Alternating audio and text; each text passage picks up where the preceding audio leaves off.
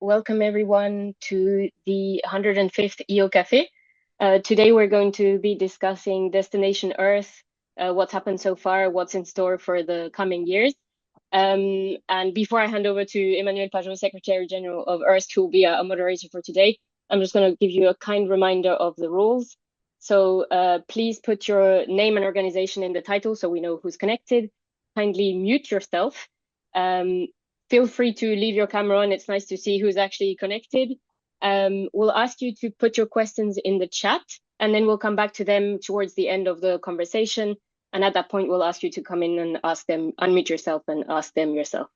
So yeah, the EOcafe is recorded. It will be available afterwards. And without further ado, Emmanuel, I hand over to you for the rest.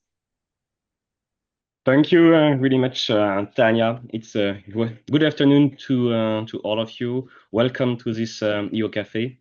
Pleased to start this one on DestinE. We received, in fact, a very large number of registrations, so it really highlights the strong interest of our community for this. So thank you for registering. Thank you for joining this EOcafe, this discussion. As you may have seen, the European Commission confirmed DestinE Phase 3 starting in July, few weeks ago. So it's really a timely opportunity to reflect on achievement so far and to look ahead. If security and defense is high on the political agenda, recent events that we experience each of us every day, in France, for example, the floods, yesterday and today in a way in Belgium as well, with a record of temperature. I read in ECMDRF report that January 2026 was the 5th warmest January globally, for example. It really already demonstrates how climate change and climate extremes are already affecting people's life. It is therefore really crucial to understand the physical processes behind this, monitor the event, and develop models that can forecast climate evolution and support effective adaptation and mitigation strategies. Launched in 2021 as part of the European Green Deal, Destination Earth is a flagship of the European Commission to build highly accurate digital twins of the Earth, pushing the frontiers of computing and climate science. Destination Earth is a key pillar of the Green Deal, yes, but as well the digital strategy led by DG Connect and implemented in partnership with ECMWF, EUMETSAT, and ESA. And today, to discuss this, I'm delighted to have two guests with us. Mr. Charalampos Tsidlakilis, Head of Destination Earth Sector DG Connect, and Ms. Irina Sandu, Director of Destination Earth at ECMWF. But it will be much more efficient if they introduce themselves directly and your role in your organization. So please, Mr. Tsidlakidis, I invite you first. Thank you, Emmanuel. And first of all, many thanks for inviting us to present and discuss on Destination Earth. As you said, it's very timely. And good afternoon to everyone. Many thanks also to everyone participating today in this EOcafe. So I'm Haralabos or Babis, which is a short version of Haralabos Tsidlakidis, and I'm the team leader or head of the Destination Earth sector in DG Connect, in the unit that is managing the initiative. I've been there, let's say, from the early days of Destination Earth, so 6 years almost now, helping this to grow, cultivate it, and bring it into life. And before that, I used to work also in other domains, still in DG Connect, in the European Commission, like the local digital twins that we are also preparing, the e-health sector, where you can see what is now becoming the so-called e-health data space, but also in other areas related to smart cities and the like, mainly working on the deployment of large-scale infrastructures. Before that, I used to work also in the public sector in Greece, serving as the chief digital officer of the city of Thessaloniki. So always on digital, always on tech, and here we are now with Destination Earth. Thank you. Miss Sandu? Hello, good afternoon. Thank you very much for the invitation. I'm Irina Sandu. I'm the Director of DestinE at ECMWF, the European Centre for Medium Range Weather Forecast. I've been at ECMWF over the past almost 16 years this summer, working in various areas. I was working on the representation of physical processes in the integrated forecasting system of ECMWF. Then I was the science lead for DestinE, and since a couple of years, I'm the director of DestinE at ECMWF. And our role at ECMWF is to really implement a part of the different components which are delivered through DestinE, in particular the digital twins, the so-called digital twin engine, and a large part of the AI activities. And we are doing this, so working in close collaboration, of course, with ESA and EUMETSAT, but also with over 100 institutions in Europe, spanning public sector, academia, and industry, of course. So it's a really very European endeavor. Thank you very much. To start, I think it is needed to reset the scene if needed for the one who may not be fully knowledgeable about DestinE. So please, Mr.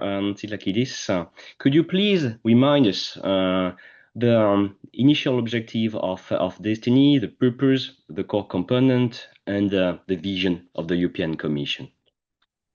Yes, indeed.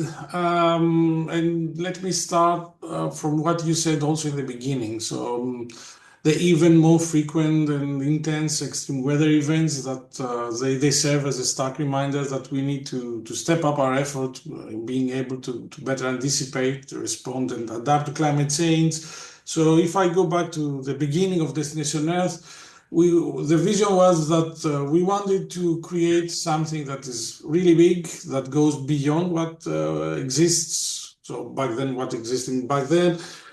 But of course, building on the strengths that we have in Europe, building also on what has been accomplished until this point. And of course, this has to do with the skills and the expertise of the three entrusted entities, but also on other flagship initiatives like Copernicus. So building on that, we wanted to really fill a gap that we saw that was existing there, and that has to do mainly with the creation of a system that will be capable of moving into the area of predictions mainly. So using Earth observation, using data assets, but climbing the ladder, making this leap to predicting really with a more accurate and a more efficient way climate change from the global down to the local level, creating a system that can provide bespoke and tailored capabilities to the users, running what-if scenarios.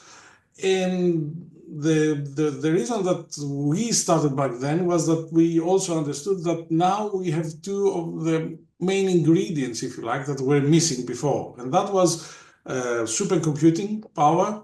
And this is the investment that we bring now with the Euro HPC joint undertaking in our supercomputers, but also the vast amount of data that we can exploit for that purpose, which is also connected to a number of areas.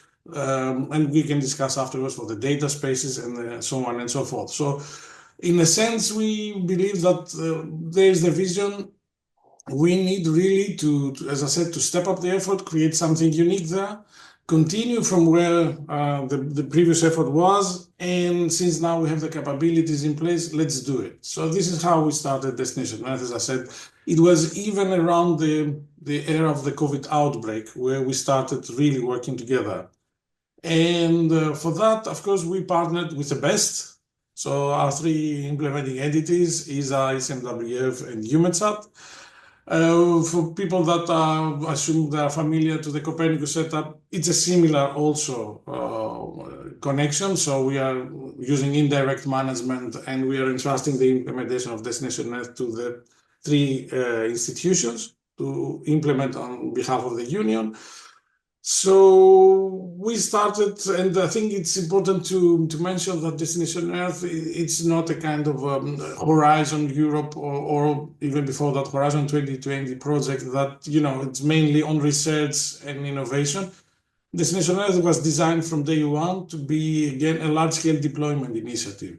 And this is why it's being funded by our DEP program, so the Digital Euro program. And for this MFF, for this current funding period, the total investment goes up to €500 million.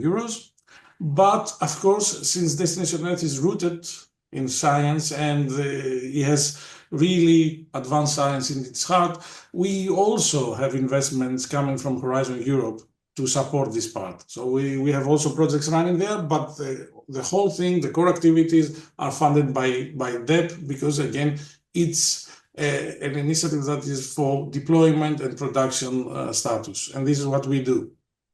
Now, as Irina mentioned already, there are a number of institutions and players, if you like, involved in the making of Destination Earth.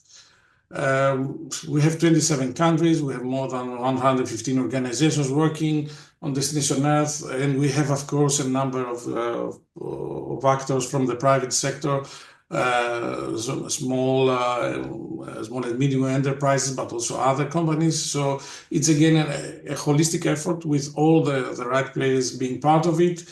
But of course, there is further space for development.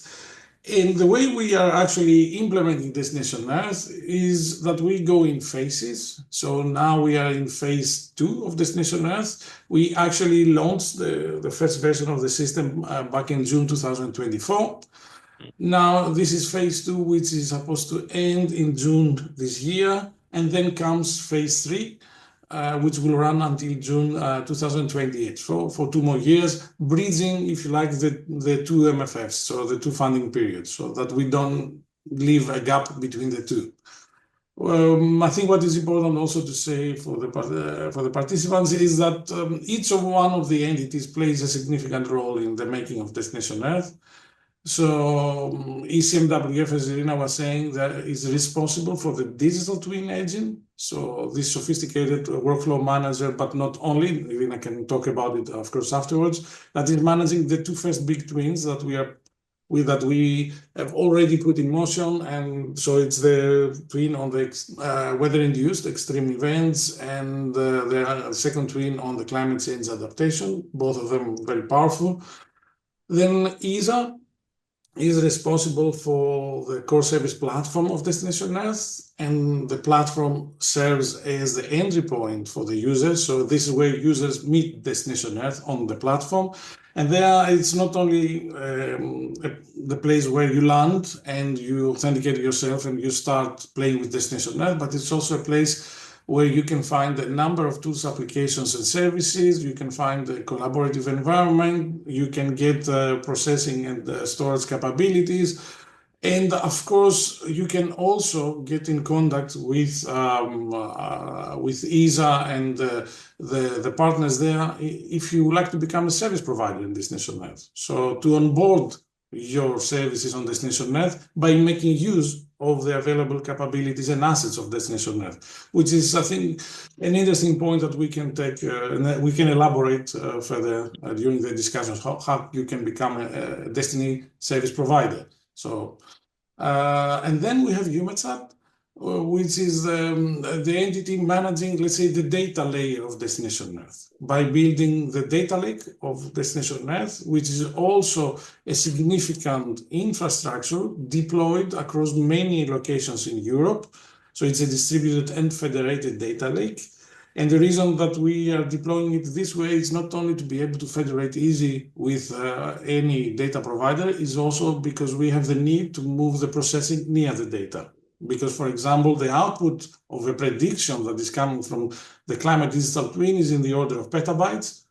So we need to make sure that we can provide something that is tailored for the user needs. So without asking every user to play with petabytes. So we need to bring, as I said, the processing near the data. And this is why we have deployed the so-called data bridges, which are, let's say, medium-sized data centers located, co-hosted with the major HPC sites that are facilitating the runs of the twins. So from one hand, you have the HPC computing power that is there to run a simulation. Then you get the results out, and then you have the data lake infrastructure taking over in order to make available a number of tools and capabilities for the users so that they can really work on the outputs of the simulations. And there we have also a number of services which we call edge services because they are sitting on the edge, where we actually dedicate resources to mini projects, to groups of developers or institutions that they would like to get a number of, let's say, more advanced capabilities when it comes to storage and processing for them to fulfill a need to work on an idea, to work on a project. So it's another way of utilizing the resources that are available for Destination Earth. So these are the edge services of the lake, where there is a process also for being where you apply and then you are accepted. And each 6 months we actually assess where are you with your idea, with your project, whether you need more resources, whether you would like to stay more, or you are fine, and then perhaps you create a product that we can also offer via the platform, and so on and so forth. Now, what more can I say? You mentioned already, for example, the digital twin. So I would like to give the floor to Ms. Nandu about this because they are obviously important element. Can you please explain us why they are so important and what have been the lesson learned on the technical side or the use case which have emerged during these first 2 phases of DestinE, for example? Yeah, sure. Maybe I can share just one slide so people, so I explain in the same time a bit about the digital twins while showcasing, what already we have achieved so far. So I'll just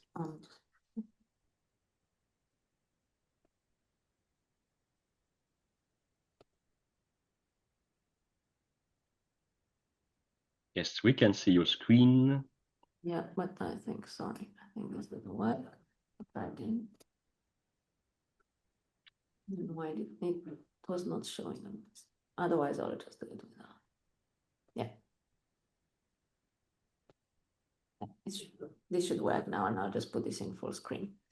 So, as Bobby said, these are really. Are you saying this in full screen or? No, the other one.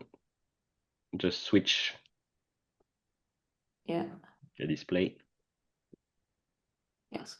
And so basically the digital twins are building on what we have developed as capacities or modeling capacities in Europe over the past decades through a collaboration in the framework of weather and climate space in Europe.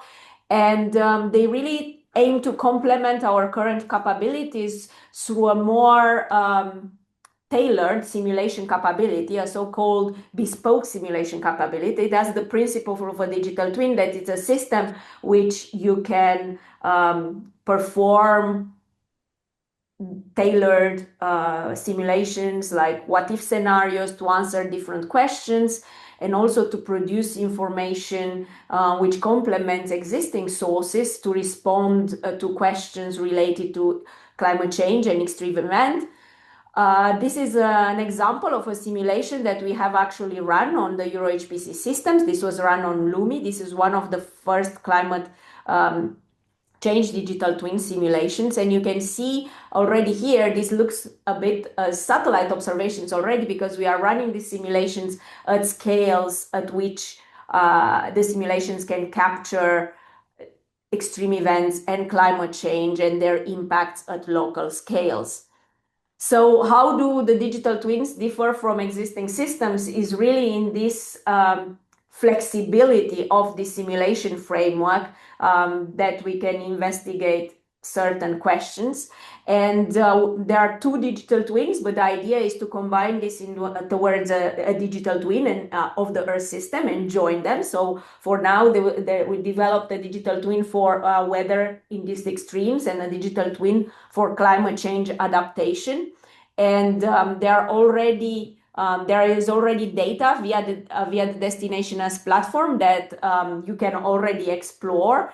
And this is in particular the climate change digital twin. One thing to highlight here is the jump in resolution compared to current climate models. You can see in this nice animation that you may have seen in the past, we show this quite often. On the top corner, you see the resolution of current climate models, which is about 100 kilometers.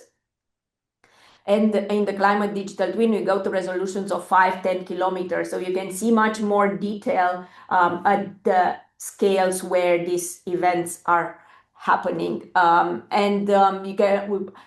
We can go on the DestinE platform. You can explore through the variety of services, but as well as through the edge services of the data lake, where you can do processing close to where the data sits. You can already explore these first data sets. And soon, in the next months, we'll release a much more complete generation 2 of data sets. But the idea here is really that we can do this repeatedly. It's not only a one-time data producer, but we can use this simulation service if you want to answer different questions. And one particular example, sorry, I jumped. I just wanted to say something, not to change slides. One particular example is that we can look, for example, at extreme events that happened recently, and we can look how this would look in a future climate and in a past climate. This is what we call storyline simulations. Now which you can already explore through the platform. Now what we call the digital twin engine is really to orchestrate these complex Earth system simulations on a variety of supercomputers and the destination Earth, lake, and platform infrastructure. You need something which runs the simulations and which also sends the data, if you want, through all this ecosystem. And this is what we do with the digital twin engine. Now, digital twins are, of course, about interactivity, and these simulations are expensive, of course, in particular the climate runs to run. That's why we also develop AI counterparts. So something which we have been starting in phase 2 of Destination Earth is also to develop an AI Earth system model. So it's basically to develop an AI counterpart of the physical-based simulations that we are already doing in the digital twins.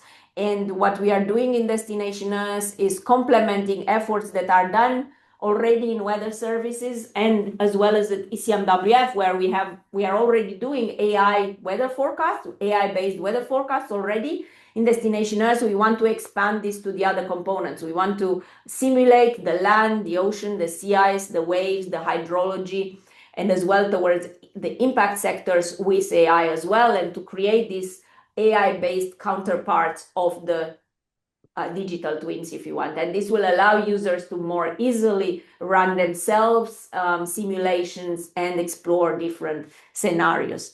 So this is what I'll stop sharing, basically. But this is a bit more detailed than about what we have achieved in Destination Earth. We have already, as I said, produced simulations, set up these complex systems, and we can run them to further investigate extreme events and climate change. Yeah, Earth observation is just, yes, one component of DestinE. And you mentioned all the different, some of the different data type models and so on that are needed in order to operate this digital twin. But how do you see DestinE integrating all the different EU digital ecosystem? You mentioned for a part the HPC, you mentioned for a part the AI. What about the different data space? What about Copernicus? Is it something which is already integrated, which is something that we can foresee more in the next phase? Could be both to... I will let Babis answer this one. Yes, and this is a very good question because I already gave some hints before. So first of all, Destination Earth is part of the Common European Data Space ecosystem. We are part of the Green Deal data space. So if I start with the data part and the data spaces, of course, this is the plan. And I think this is an added value that Destination Earth brings along, is that we are among even the first of the 6, let's say, data spaces that we are piloting the interconnection among ourselves. using Simple, which this Simple is the acronym for the smart middleware that we are also developing. So it's a middleware that is supposed to interconnect data spaces and initiatives like Destination Earth, EOS, Copernicus, and the like, but also to be used for creating internal federations in data spaces that they don't have a pre-existing solution. So we are among the first there. And the idea is that we expand this federation via the Green Deal data space to the other domains covered by the agri, for example, data space, the energy data space, the mobility, the health data space. So it's a huge cross-fertilization action that is going to come, providing access to all of these data assets. And you can imagine what's the potential there. Practically, we are going now to start even a testing of Simple for the interconnection of Destination Earth with EOS, the European Open Science Cloud, which serves as the de facto research data space. So there you can expect some results during this year and the next one. But of course, the outcome is the end result, if you like, is this one, that we will actually take part as one of the key players in this great constellation of data spaces. And then on the HPC side, and these are also interconnected, of course, we are working with all these, the major HPC sites that we have under the EuroHPC joint undertaking. And there is also a connection foreseen, of course, between what we are currently deploying, the so-called AI factories, and later on the AI gigafactories. But for the moment, it's of course, first of all, we have to actually organize and put in operations the factories, and then we will do the gigafactories. So there, the connection will be like from the data side, you have all the common European data spaces. Of course, now there you can see that some are coming with more inertia, others may need more time to develop further. But still, as I said, the end result is we have the ecosystem representing the data assets connected via Simple and via the federation that we are preparing for the HPC sites with the compute power that we need. And there you have the HPC sites, and when it comes to AI-specific capabilities, the AI factories. So the idea is that we have this kind of really big ecosystem where, again, all the elements come together. Data, compute power, AI-specific capabilities, like imagine that the AI factories will have around, I don't know, 100,000 processors specific for AI tasks. And then when the time will come, we will also reach the level of the AI gigafactories, which is really powerhouses on compute. But there we are talking about capabilities that can even resolve problems of hundreds of trillion parameters, so it's really another scale. So this is what is coming, and Destination Earth, of course, as I said, is a key player there. In between, we are planning to have the so-called data labs, which will also facilitate the management of this connection between the data and the compute. So providing, again, what is needed so that you have a clear connection between the data spaces and the factories, not on the, let's say, tech hardware side, because this is for the smart middleware to do it, but rather on the soft side, meaning providing you with what you need to do regular clearing, to do, let's say, to provide mentoring services, to provide consultancy, to provide a number of, let's say, data management, the data stewardship, let's say, capabilities that you will need. So whatever is missing in this connection between data, so the data spaces and the compute, is going to be about these data labs to handle and cater for, so that both industry but also academia, they can really untap the potential that we will bring in with the AI factory. So you have the data, you have the processing power, you have the support from the data labs, you have everything that you need so that you come and you develop further. And their Destination Earth will make available, of course, to the AI factories that opted for climate and environment as one of the strategic areas to develop. We will make available the assets that we have so that we can really foster and support this growth of the AI, let's say, more specific ecosystem. I don't know if it's clear, but I can also show a couple of slides, but I think more or less this is the picture. Data spaces, AI factories, and HPC computing, later on gigafactories, data labs in the middle, and destination Earth interconnected with all these lines. And then, of course, because you mentioned also Copernicus, and I will finish with that, as we said, of course, we are building on the strengths that have been provided by Copernicus. We are currently using a lot of ERA5, and we, of course, federate also Copernicus data, but we are also working on the synergies to be made under the new MFF so that these two strategic initiatives of the Union, Destination Earth and Copernicus, can really work together in a complementary fashion and provide, let's say, again, new services, new applications, new tools, which will come as a combination of the two sides. So we have already the operational capabilities of Copernicus, you have the innovation coming from Destination Earth, and we will join forces in order to create something which I believe is going to be really powerful. But for that, you need to stay tuned, and you will get more news as we go along the way. For sure, we will. You mentioned at the beginning that the private sector was already quite significantly involved in the activities. How do you foresee the involvement of the company, the private sector, European private sector, in the phase 3? Do you see them as a potential provider or as a potential users? What could come? What could stimulate the involvement of the private sector in this interesting activities? Yes. I can start, Irina. So,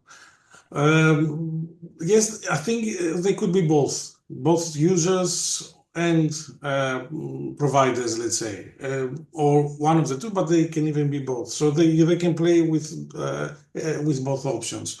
There will be, of course, procurements coming in phase 3 from all three entities. So there you have the opportunity for the private sector to engage during these open procurements. There is the other option, which I mentioned in the beginning. If you want to become a service provider also, having your services hosted on the platform, you can also work with the partners that we have in the core service platform from Destination Earth, so that you can submit your application, your idea, what you would like to develop there, and make it available, which kind of resources you will use. And then, of course, you need to demonstrate that you are aligned with the objectives of Destination Earth and you have a business plan and so on and so forth. And then you pass a kind of assessment, let's say, but it's not it's not a Horizon Europe project assessment. It's not something like this. And you get onboarded on Destination Earth, meaning getting resources from the platform for you to develop what you need. At the same time, of course, we already provide a number of assets that you can come and use as a private sector player if you want. For the outputs of the twins, the federated data assets that we have, and they will grow more and more. And in phase 3, where we will have a lot of all these AI activities that Irina was mentioning, and the connection with the AI factories, I believe by the end of phase 3 should be there.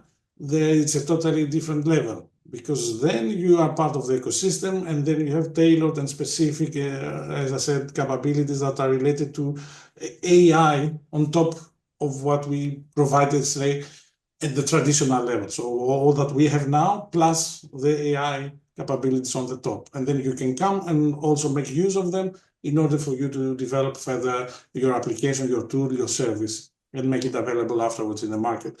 So as I said, they can play with both. But when you say service available to the market, you mean that companies could use this infrastructure in order to have commercial activities on top? Now, we are working on in order to see how this could be facilitated, because up to now, Destination Earth is a public funded initiative. So we cannot distort competition. So we are actually working on in order to see how this exactly will happen. And there are many options there. But still, as I said, the idea is that, of course, we support all of these companies, mainly also SMEs and startups that they would like really to do niche activities. We want, of course, to keep them in Europe. We want them to flourish. So this is again one of the end goals. So this will come also, but for the moment you can, as I said, already start playing with Destination Earth, see what you can do, develop what you would like to develop, or if you like, become a partner, like a service provider or a part of one of the procurements that our entities are going to release, also in phase 3. And the infrastructure is available for entities involved in Horizon Europe, for example, in order to... Yes, I mean, Horizon Europe projects can come and work also on Destination Earth, of course. Some application. Yeah. Good. I saw that we already, maybe Irena, if you want to complement and to add some. I mean, just to add to what Bobby said, the industry are already involved in as providers of Destination Earth already. They are, of course, involved in the platform and the data lake, but also in the digital twins as well as part of building parts of the digital twin engine, this collection of workflow managers, software tooling, data handling, data accessibility for the digital twins. They're also involved in the development of the AI models. We are developing AI techniques, for example, in particular for impact sectors, and this can be taken upon later, by other companies to be further developed, further applied, tailored to their own needs. They are also for example, there is a Predictex. They are working with us developing a climate emulator, something which will allow to produce your own climate data in the future. So they are involved both into, these are some examples how they are involved already in as DestinE providers. They are already developing destinations with us, and these are just a few examples that come into my mind. But are also on the user side, they're already doing some of the use cases, services, pilot services to see how they can apply the technologies in destinations and data and services on the platform, the data lake, to further provide services for the different sectors.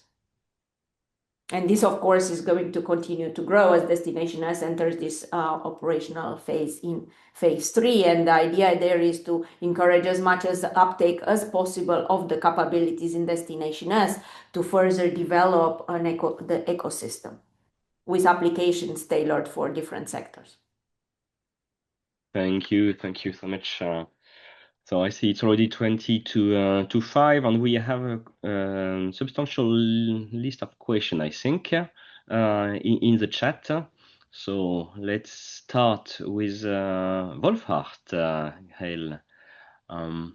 Maybe I can take that one. I saw the question. It's a very good question. Yeah. Indeed, I mean, the models that are underpin the digital twins, they are not only atmosphere and ocean, they are Earth system models. They cover the Earth system with atmosphere, land, ocean, sea ice, waves, and hydrology.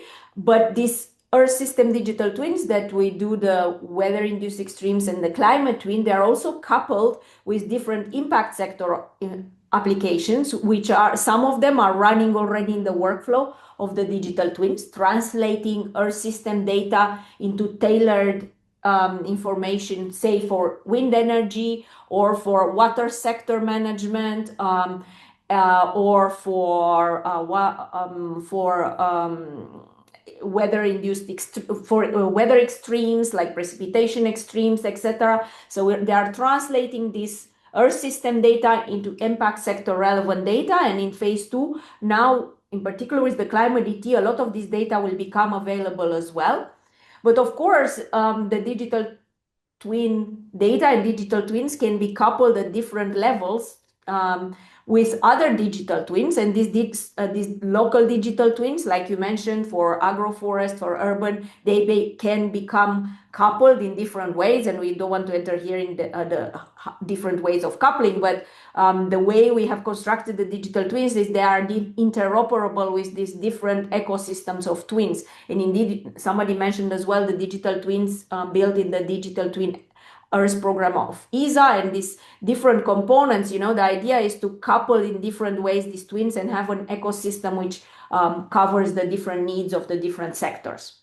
And I can compliment on that. It's good that we mentioned also this part, because now we are working with these two big twins, the one on the weather-induced extreme events and the other one on climate change adaptation, but the scope is broader than that. And you will see more and more areas coming into Destination Earth in various forms. It could be, as Irina was saying, that we get some of the components from the ESA Digital Twin Earth program and we actually migrate them onto Destination Earth and we develop them further.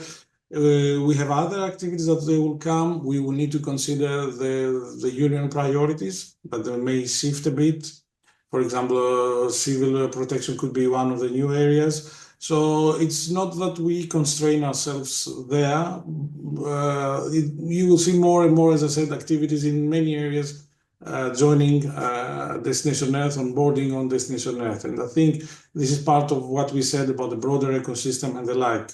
We are already working with member states at various levels, national, regional, local, to see what we can also provide to them. So activities will also emerge from this side. And Destination Earth is also part of a number of horizontal main EU strategies. So we are working now with our colleagues in DG Klima for the tools that they will have for the European Climate Resilience and Risk Management Integrated Framework. This is a major regulation on climate that will come out this year. So we are there together with our colleagues from Copernicus in order to see how we can contribute. So new tools will come from there. Destination Earth is also part of the European Water Resilience Strategy. And there we are working, and we have also the colleagues working on the digital twin of the ocean. So we will also join forces there and we will create new tools and capabilities and so on and so forth. There are many angles. We cannot explain all of them today.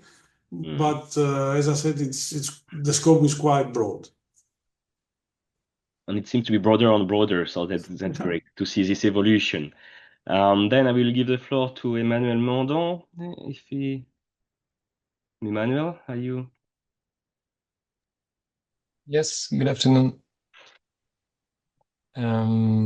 So I wrote a couple of questions regarding the links with Destination Earth and a number of initiatives. Babis, you were mentioning data spaces, the Common European Data Spaces. Thanks for that. I was mentioning IPC AI, because apparently phase 3 is AI oriented. I was mentioning as well the Make It With Space call from USPA, which is supporting new users. And maybe a bit more larger, it's difficult for me to understand all the links between Destination Earth and the various initiatives across Europe. However, I'm deeply involved in some of them. So from an outside perspective, it's impossible. So my question and maybe suggestion, is it existing a kind of high-level overview, big picture of who is doing what and what are the links? It will be super, super interesting because,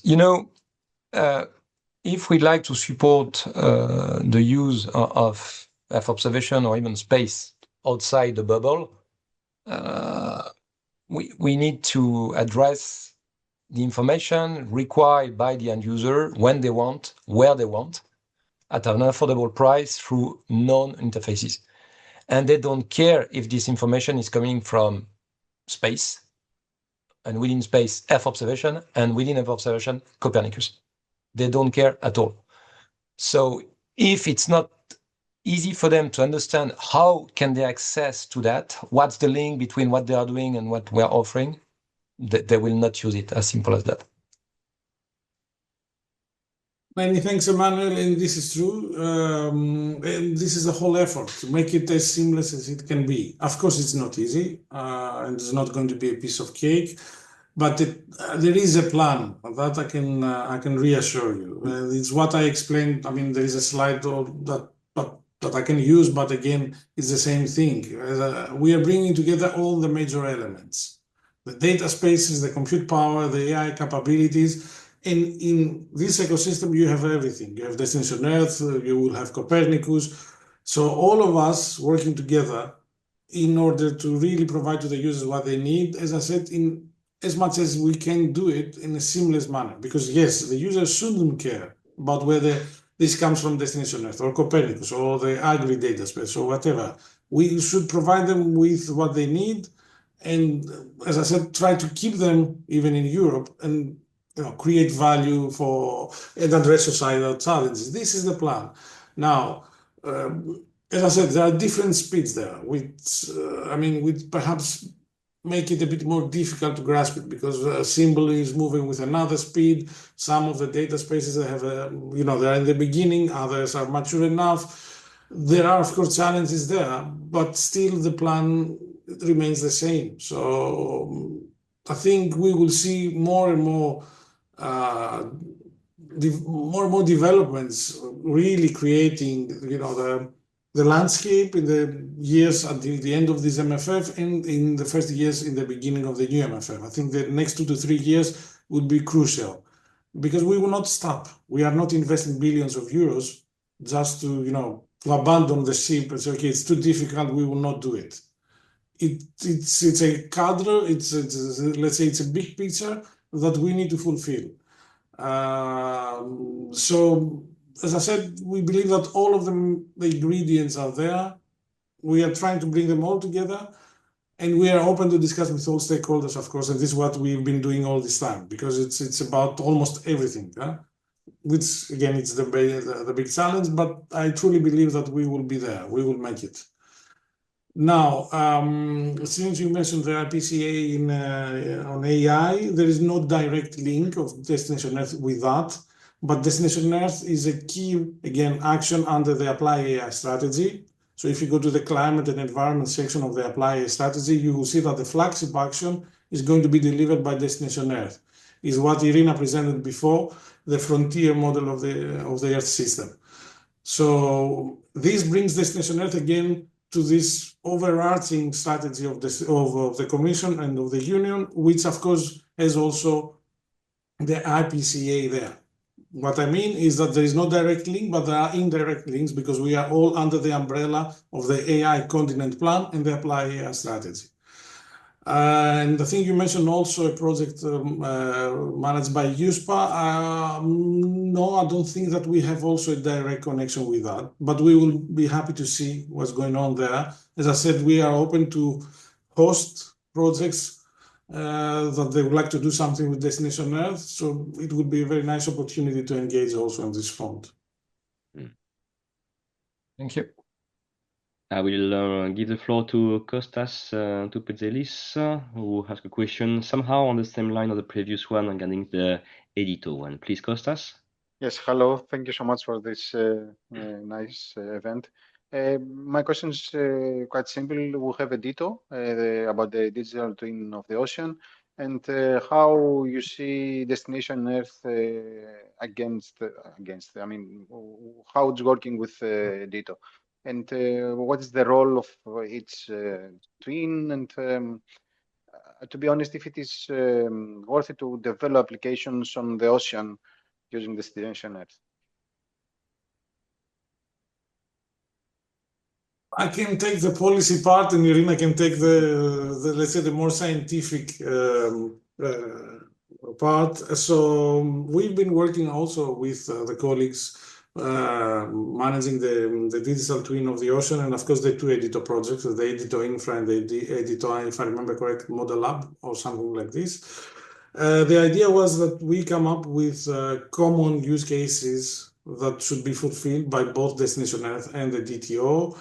And there have been activities which are, I think, it was mainly EUMETSAT engaging with Mercator Ocean in order to see how they can create this level of interoperability.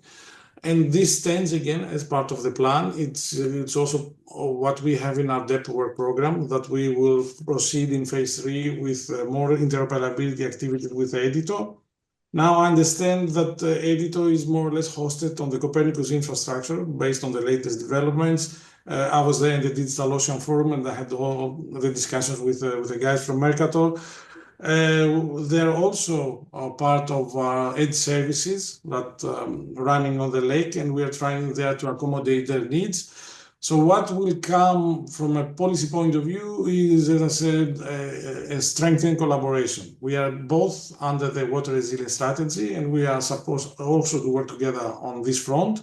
So there are many dots already connected, and this is how we are going to proceed. Now, regarding the more scientific part for the oceans, I believe Irina will also address that, because we have an ocean component already in the twins, but then I think there is always space for, again, common endeavors, as I just described, but I'll leave it to Irina. Indeed, and we have had a lot of discussions as well with colleagues from Mercator of how these digital twins can become interoperable and how they complement each other anyway. But the digital twin ocean models, for example, they are more complex. They have also biogeochemistry and applications for different marine sectors, etc. So, for example, you could imagine that you couple input from the climate team to drive certain applications for the ocean in coastal regions at higher resolutions. So there are many ways in which these two systems can be interoperable, and we discussed, and Babis mentioned this, we discussed at several demonstrations of how these things can interoperate. Okay, super. Thank you so much. I think that it is very nice that you talk together, so we can build a system somewhere and then it could be transferred to someone else. Thank you so much. Thank you. Then I will give the floor to Stefan Urevic. Yes, good afternoon. I'm Stefan Urevic. I'm one of the members of the board of directors of ERSC. I first want to thank our speakers, obviously, for coming, and the Secretariat colleagues for organizing. First, I'd like to start by a fun fact, which is many of you, that's a privilege of age, of knowing history, having lived through it. But there's a very strong bond between Copernicus and the digital twin, Destination Earth. And it's not only that there's a commonality in data and applications, etc., but the head of unit that started the activities was Andreas Weisbach, who came directly from Copernicus, where he was responsible for data access and for user uptake. So the link between the two initiatives, for those of our listeners that don't know, was embedded since day one. I have two questions. One of them is, it's obviously a very complex, extremely ambitious, and therefore difficult to get to grasp for laymen or laywomen. What are your plans to make sure that it is, let's say, usable beyond a few PhDs or specialized companies? I know, for example, that there are some developments of AI-based agents to help journalists kind of milk information for their own applications. Do you plan to do anything to make it a bit accessible to citizens or to local and regional authorities that have no IT, Earth observation, modeling, particular knowledge? That's my first question.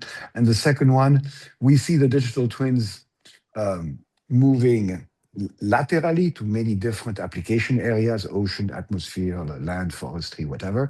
But we also see them moving in scale, and with the emergence of local digital twins that can be set up at the level of a municipality, a region, a province, whatever. How will you ensure that they don't reinvent the wheel, that there is a common standard where the data from Destination Earth can be milked and used in, let's say, higher resolution, very specialized models, in which in many instances, the users will want to also bring their own data, which is not necessarily present into the higher level system? Shall I start or? Okay, both points were very important. Also the point on Andreas Weisbach. Unfortunately, I had the pleasure to work with him just a bit before he left, and he's making his career now outside the Commission. Now, tools, services, and applications for non-experts is the question. Yes, of course, that was always the plan from day one, that we don't provide tools only for experts, for scientists, and or only for research. This is one big strand of DestinE, but not the only one. What we are currently working on, and it will become also more prominent in phase 3 and beyond, is exactly that. How we can offer tools and applications to non-experts, how we can engage with public sector authorities, for example. Usually they don't have the expertise, so you need someone in between, a broker or someone else. So we are working, we have a subgroup dedicated to that with member states. So at the national level, we are doing it already with member states, but at the local and regional level, we are also engaging with the stakeholders from the EU climate mission. So there you have all cities and regions. And we have, of course, in our palette, the local digital twins under development now as they come out from the Digital Europe program. So this is, if you like, my legacy, my previous unit. And there we have a number of standards, a family of standards already being in use in the previous era, the era of smart cities, the so-called MIMs, so minimum interoperability mechanisms, that we are already hosting on the platform of DestinE, making it easier for all the cities across Europe that are actually adopting these standards, and there are many, because that has been there for years, to onboard on DestinE and work with DestinE to facilitate, let's say, easier interoperability between DestinE and local scale endeavors. Of course, there is still work to be done, but perhaps Irina can expand now. After the second round of the climate change twin, we can even progress faster so that facilitate this part. So making really available these tools that all the non-expert entities need, because it was always the purpose of DestinE to provide actionable insights for local and regional and national, let's say, decision making. It's for policy making, for decision making, and it's part of the as I said, of the core of DestinE. Irina can complement also on the. Yeah, I think there are different aspects. There are different applications which are done directly in DestinE, and in particular on the platform, there will be like something to visualize the storyline simulations where people can easily understand at least what they can do with the data and create examples. That's one thing. There are also different strands of works on AI assistance to help exploit this data. That's another thing. There is an effort on packaging the AI model so that you don't only give the AI model, but you package this in a way that with an interface that is easy to use by non-expert users. So there are, like Bobby said, different efforts, and I gave a few examples of these tools offered directly via DestinE. But the other thing which we really need to strengthen in the third phase is the uptake by those who can act as brokers, as Bobby said. And one of the big advantages in DestinE is we'll work with a lot of the brokers of weather, climate, earth system information, because there are more than 115 or maybe 150 institutions by now, which include big climate centers, climate services, national med services, but also industry who is involved in this service provision in a way, and they can act as the translators they are the ones who are already creating information, if you want, for the local decision makers, the public sector who don't have the technical expertise. So this layer, we need to support really this brokering layer in Europe to also exploit the DestinE data and make it usable for the decision makers. So there are these two strands, the direct strand and, if you want, the indirect strand. And this is work going on and which is going to be amplified. But we are in a way in a fortunate position that already the community involved in this is the community that is co-developing DestinE, and there's always this co-design in mind for specific applications, for specific sectors, where we try to understand how someone would want to use these new capabilities. Thank you. It's already 5, unfortunately, time flies, so I know that we will have to stop. I think, in fact, the last question, or the questions, in fact, from Stefan cover as well some other ones that were in the chat. Tanya, do you confirm that it seems that we cover the Yes, different... I think there's maybe just one that's quite technical about estimations of the level of forecasting ability in terms of weather using this complete Earth digital twin. I know the person left, so it might be interesting to just answer that so he can listen to it in recording. But yeah, I don't know if that's an easy answer, Irina, or if it's... Well, I can just answer very quickly that the models we are using in DestinE, they're of course building on trusted models, European models, which have been validated over decades and which are further being validated and assessed in DestinE. And they are building on methods for estimating uncertainty, validated methods that are already recognized and in the community. And we are evaluating the simulations as we produce them both for weather but also for climate, where the operationalization of climate is something newer. So we constructed a framework to validate the quality of these simulations. So of course, this is also work which is already has been done, and indeed these are producing complementary information, and of course the expected quality, if you want, with respect to existing capabilities, is really complementing existing capabilities in Europe, while bringing this higher resolution aspect, of course, which brings added value for specific type of extreme events, and also in the climate space as well. Good. Thank you very much, Irina. Thank you, Babis. It has been really interesting for sure, and really promising in terms of future activities and future usage of this beautiful asset. So we will stop now the recording. Thank you very much for your contribution to this. We will organize the next EOcafe on the 19th of March, so you can already make a placeholder in your agenda. That we will share more information really soon. Thank you very much. Wish you a really good evening. We will leave the channel open if you want to discuss freely. And see you next. Bye bye.